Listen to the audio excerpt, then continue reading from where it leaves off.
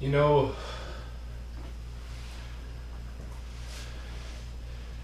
it might be the case that my opinion and my position is going to change in the future.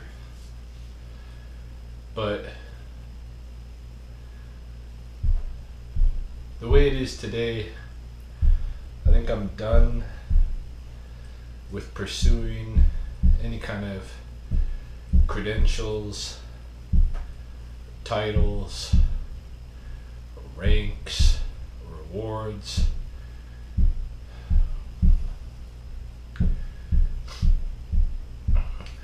Number one, I'm too old for that game. Number two,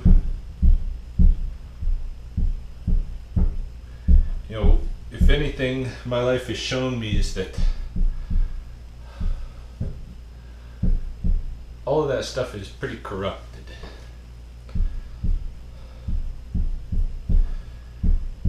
I have a master's degree in cultural anthropology, and that was something I worked hard to achieve. I never planned to go to university, college, in high school. I had no interest in it. I was military bound, and when I realized that what I thought special forces wasn't, I decided maybe I do want to go to school. So I went, and what I was drawn to was anthropology because I was looking for a new identity. I was no longer happy being American, given the disenchantment that I was experiencing after what I learned in the military. And so I went into cultural anthropology because that's the only place you can learn about Native America. Now, of course, there's indigenous studies programs and Native American studies programs and that kind of thing, but at the time it's pretty much just anthropology. So that's what I went into, and I worked really hard in my undergraduate. I would take my homework, my reading and such home, I'd go through it, I'd highlight things I think were important, I'd go back through that, I'd write out in a notebook, copy those passages that I thought were important that I'd highlighted, and then I'd go back through that and I'd type out the notes that I'd written. By then it had gone through my system 3 times, and I'd study those notes. And then I went through school, through my undergraduate training, University of Massachusetts, Boston Harbor, very diligent and pretty much straight A pluses, and I graduated with high honors. This was coming from a student in high school, barely graduated with a 1 point something GPA. So I studied really hard, and then I studied so hard I studied myself into work, and I applied what I was learning, and I was working with Blackfoot repatriations, bringing sacred medicine bundles out of the museums, fighting legally, bringing them home and putting them back into use. So I didn't intend to go to graduate school either, but eventually I came across something I wanted to explore, which was embodiment theory in the cognitive linguistics, the Blackfoot language. I wanted to explore Blackfoot language and basically test whether some of the stuff that was coming out of Berkeley in their cognitive linguistics field was appropriate to Blackfoot language. What they were saying was that the human body was, basically the fundamental experience out of which everything else that we engage in becomes framed. But I believed it was a two-way dynamic. I believed, in fact, that if anything, it was the environment that shaped the way we perceive our bodies. So I studied this in Blackfoot. I had my hypothesis. I went into grad school. I had my inquiry. I did my research. I worked with the language. I didn't go to books for my research. I don't believe that reading is what research is. Reading is reading. Reading is lit review, which might be a little stage in the research process, but reading is just reading.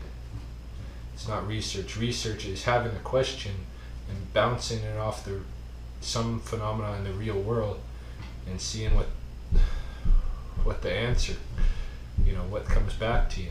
So to me, I see that research process is always relational. Whatever you're bouncing it off of is your teacher. So I did my research. I did my thinking, my analysis. I sequestered myself for a year and a half and wrote a book-length thesis. And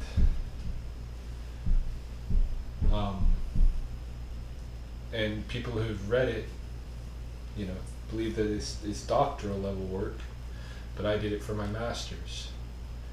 And so when I graduated and I got my degree, I knew that I had earned that degree. I knew that I had demonstrated a master's level of skill in my discipline in all of these different ways, in the research, in the analysis, in the inquiry, in the critical thinking, in my ability to dialogue with what was, the current discourse in my field of study, in my ability to write up what I've learned at a professional level. I demonstrate all those skills, and so, my degree, my master's degree, was a real master's degree. However, at that time, when I was going through my program, and even more since I left the program, I've seen a lot of people go through the same institution in pursuit of a master's degree, and they just go through the motions. They don't even come to their research with a question. They don't have a question. They got nothing driving them. They got no heart. All they want is a credential. And so they go in and they say, can I do a master's degree? And the prof will ask them, well, what is it that you want to study? And they got like a subject. I want to study this subject. It's not a question. It's not an inquiry. It's not something that can experimentally bounce off the real world and see what happens.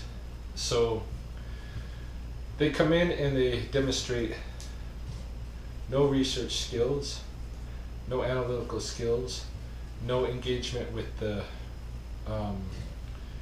with the professional discourse of their field, no ability to write at that level, none of it. But they go through the steps and they're given master's degrees.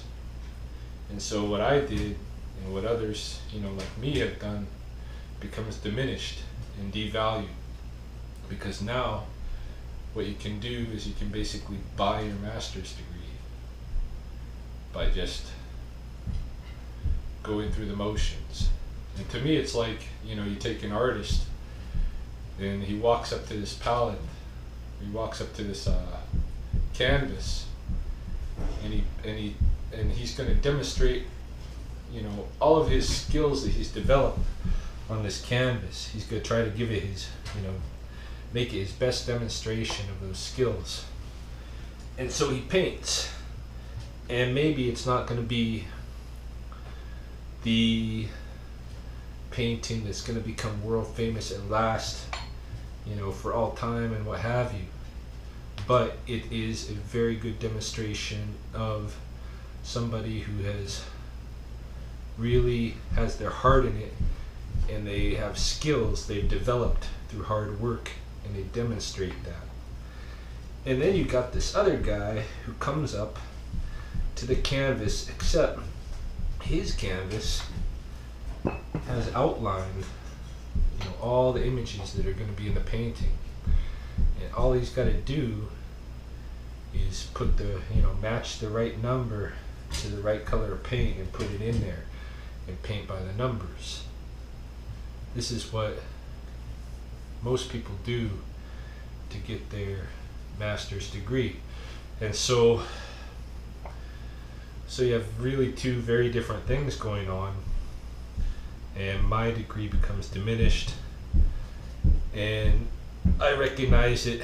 I've never been interested in the parchments anyway, in the credential itself, but more in the process. I enjoy research, I enjoy learning, and so that was my thing.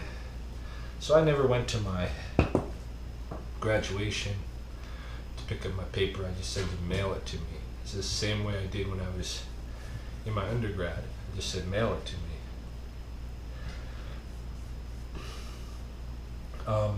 Not that I'm putting down anybody who goes to their graduation, because I know for some people all of that is really, really meaningful. For me, you'd think it would have been, because I was really only the second person in my family to ever get an academic degree in my whole extended family. And the only person to get a graduate level degree. But it really, I'm happy that I got the credential, because it was able to, it's opened some doors. But at the same time, people are like, why not go for the PhD? Well, the reason I'm not going to go for the PhD is because, number one, unless I've got a PhD level question, then I'm just there pursuing the credential, and that's not what it's about. So I don't have a PhD level question right now. Anything that I think I want to pursue at that level. At the same time, the academy to me has become something that I see as stifling. When you get to that level, it's all about conformity, and you got to write and publish whether or not you got anything worthwhile to say. And I don't like that. If I want to publish, I'll publish. And in fact, I do publish. If you ever read Nature Alberta magazine, I got a monthly column in there. But that's besides the point.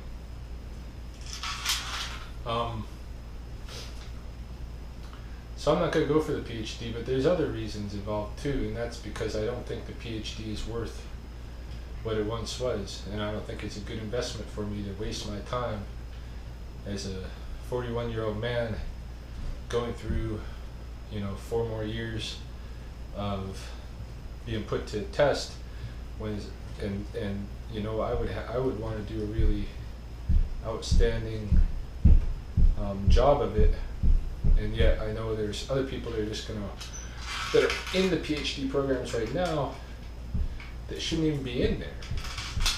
They haven't even got the master level skills. They don't even got the BA level skills, and yet they're in PhD programs and they're being walked through and they're going to get their degree. And so to me, I know that degree doesn't really mean anything. what means something to me is the PhD I already have. And that was a PhD I didn't have to pursue. It's a PhD that was given to me.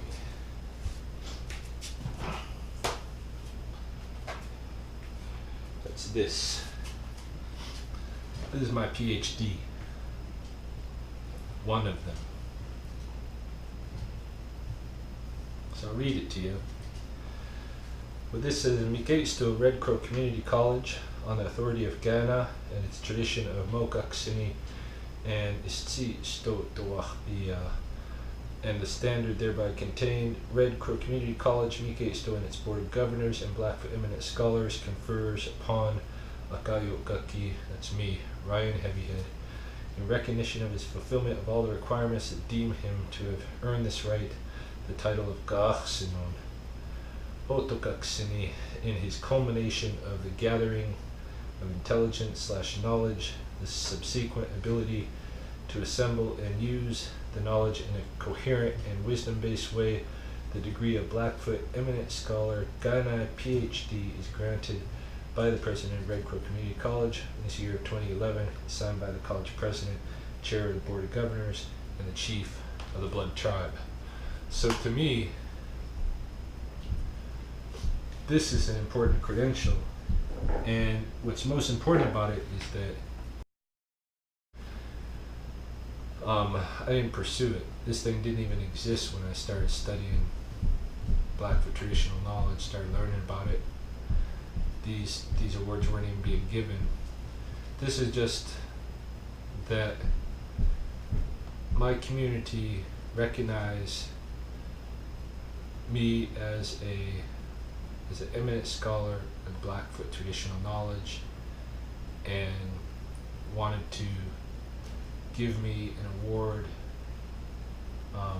that focused on that recognition, that celebrated my achievements that I'd taken on all on my own,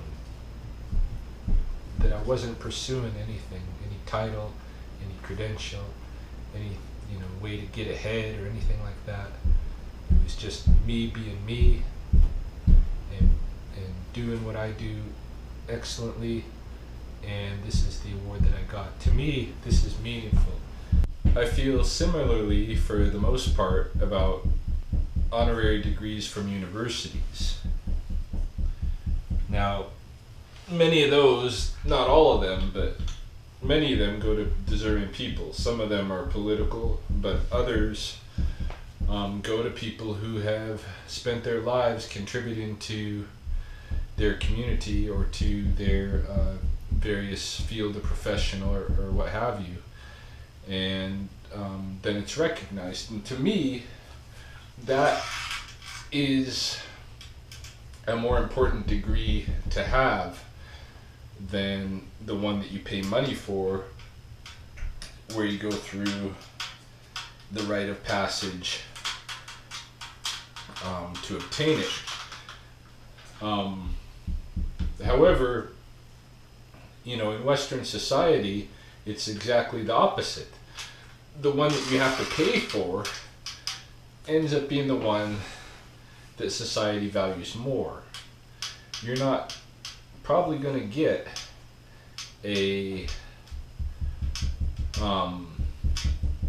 tenured professorship on an honorary PhD. Why is that?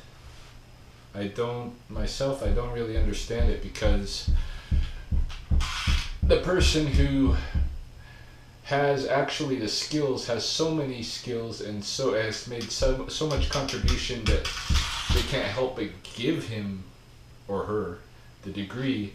To me, that's the person that I think is the deserving person. And yet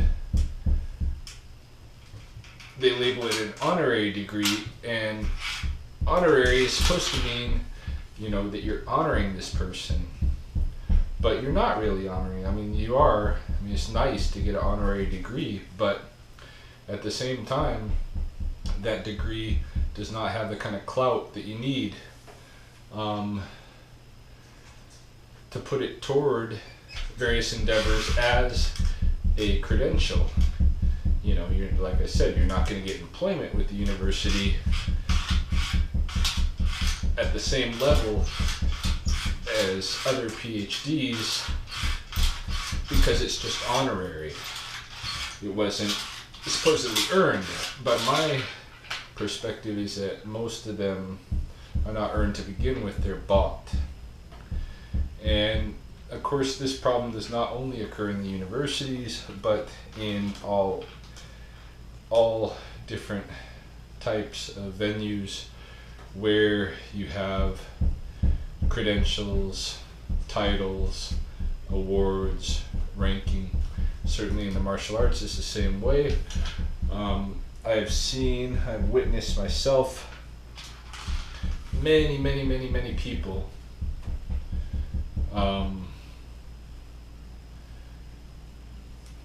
being awarded with black belts who really don't embody the kind of skill that I would associate with that high of a ranking. You know, when you get into the black belt of whatever tradition in martial arts, you're talking about the people who have, number one, practiced diligently, stayed committed, but number two, develop a high level of skill and a representative of the art.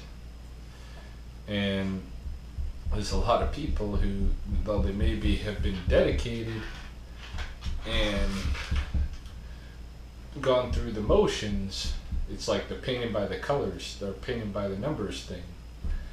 You can go through the motions, you can be there, but maybe it's not your heart. Maybe you just want the credential. And so you don't really develop the skills, you're not really representative of the art, and yet you'll get a black belt. You'll be a good black belt because you're paying. And, you know, because people want to make other people feel good. And because you've done your time. But you won't do it, you won't get that black belt just because you've got the good skills. I mean, it's nice to have that, but see, like for instance, myself, when I was young, I wanted that black belt, but the system that I grew up in,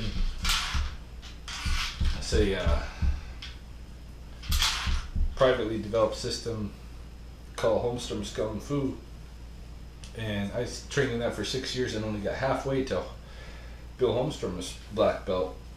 And the test that I took at that halfway point, which I failed, involved an endurance test, which was many push-ups, sit-ups, and running,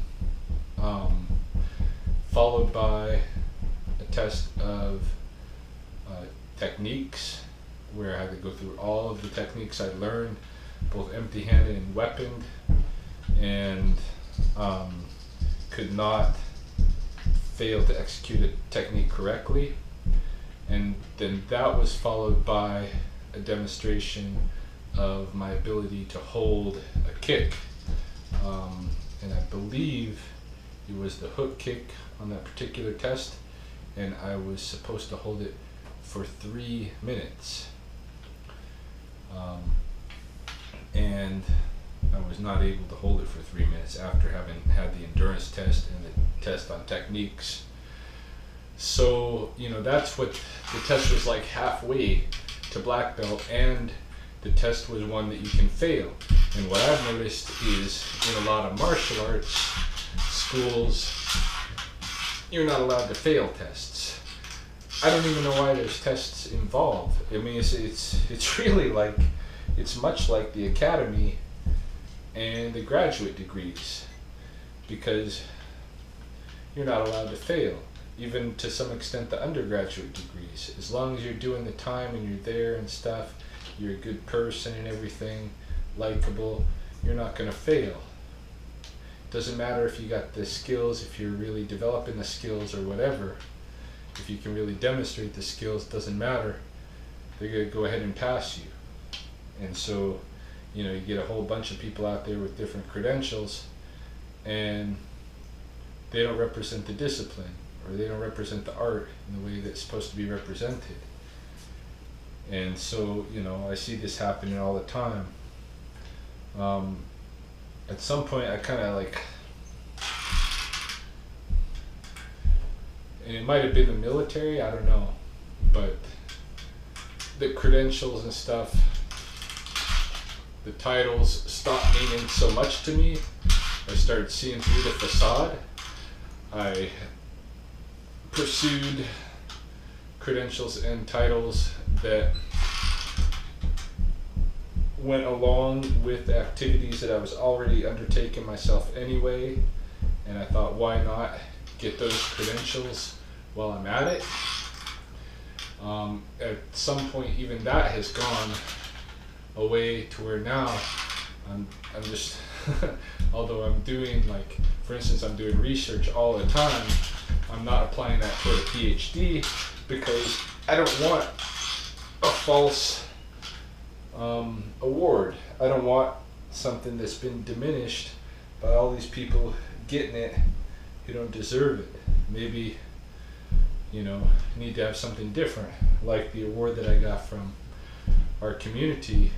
There's very, very few of those awards out there, and none other than mine that have gone to anybody that was not, you know, born and raised in the community, but who came in and showed what was in his heart, the interest in this Blackfoot knowledge. So to me, at this point, what I'm thinking is, I'm not going to pursue any kind of credentials, but I'm gonna hope that we can develop, and I'm gonna advocate that we can develop into a world where, rather than giving, you know, so much credence to these credentials that are bought by people that don't have the skills, don't represent that title adequately, that we can switch over to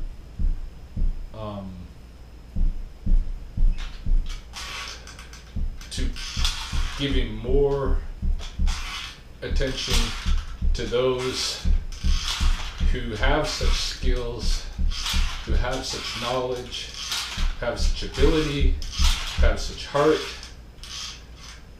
who are just doing it, who just live in it, and then we give those awards to those people, like the honorary degrees, except instead of calling them honorary, we should call them something like the superior degrees. The degrees or the ranks that go to people who don't care about the credentials, the titles. That's not why they're doing it. They're not even pursuing it. It has nothing to do with them. That's the institution's thing, not theirs. And the institutions decide, we want to recognize this person and have ourselves associated with them by giving them this award. And maybe that person, you know, if they got a high level of character, is going to look at that institution and what that institution's doing, and look at what that institution's turning out in terms of people who are internally working, you know, pursuing those similar types of awards. They would look at what's coming out of that institution and say, either, yeah, I want to be associated with this institution, so I'll accept your award, or I don't want to be associated with you guys because you're selling out. You're just selling out and making, you know, producing unskilled people. So I don't know. That's what I'm thinking about. The credentials thing. I mean, this whole video, which I had to chop in the middle and come back later because my camera actually overheated. You know, this whole thing has come to me because I've just witnessed it too often, and you know, people that are not deserving of the titles that they're getting, being granted those titles, just because they've gone through the motions, passing tests that are ridiculous because they're not really tests, because you can't fail.